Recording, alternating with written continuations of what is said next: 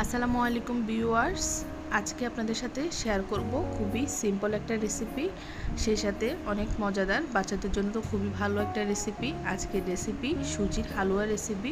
খুব সহজে দুধ আর সুজি দিয়ে খুব সিম্পলভাবে হালুয়া রেসিপি তৈরি করে দেখাবো। চলুন তাহলে দেখা যাক। এখানে 1 কাপ পরিমাণ সুজি নিয়েছি, আর সুজিগুলোকে ভালোভাবে ধুয়ে প্রথমে পরিষ্কার করে নিব। ভালোভাবে ধুয়ে পরিষ্কার করে নেওয়া হয়ে গেছে। এখন এতে দিয়ে দিব 2 কাপ দুধ। 1 কাপ সুজির সাথে এখানে 2 কাপ লিকুইড দুধ দিয়ে দিলাম। এখন এটাকে একটা সাইডে 10 থেকে 15 মিনিটের মতো রেখে দিব। অপরদিকে শিরা তৈরি করে নিব সুজির হালুয়ার জন্য। এখানে 2 কাপ পরিমাণ পানি দিয়ে দিলাম। পানি গরম হয়ে আসলে দিয়ে দিব চিনি। এখানে বড় চামচের 2 চামচ চিনি দিয়ে দিলাম। আপনারা চাইলে কম বেশি চিনি দিতে পারেন। এখন দিয়ে দিব তেজপাতা 2টা, আর দিয়ে দিব এলাচ। এলাচগুলোকে ঠিক এভাবে আমি ফেটে দিচ্ছি। 2টা এলাচ দেওয়ার পর এরপর ভালোভাবে চিনির শিরাগুলো একটু নেড়ে চেড়ে দিব।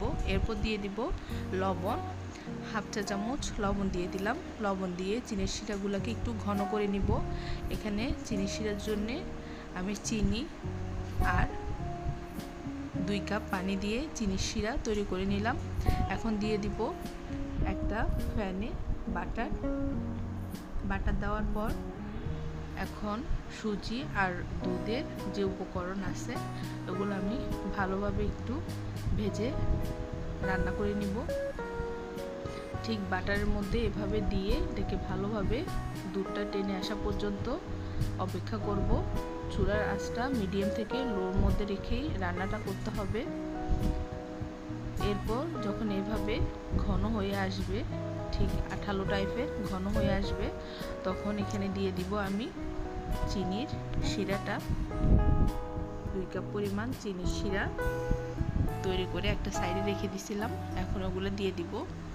দিয়ে ভালোভাবে এভাবে মিশিয়ে নিব চিনির শিরার সাথে সুজিগুলা।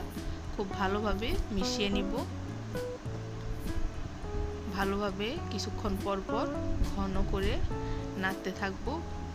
আর সুজির হালুয়ার মধ্যে আমি এখানে কাস্টার্ড পাউডার দিয়ে দিলাম 2 চা চামচ দুধের সাথে কাস্টার্ড পাউডার মিশিয়ে দিয়ে দিলাম।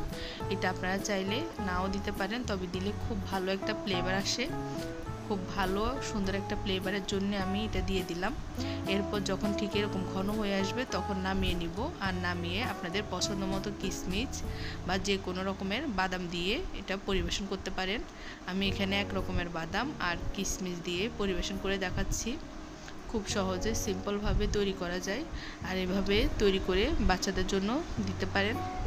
আশা করি ভালো লাগবে আজকের রেসিপিটা। ভালো লাগলে লাইক, কমেন্ট, শেয়ার এবং সাবস্ক্রাইব করবেন। আল্লাহ হাফেজ।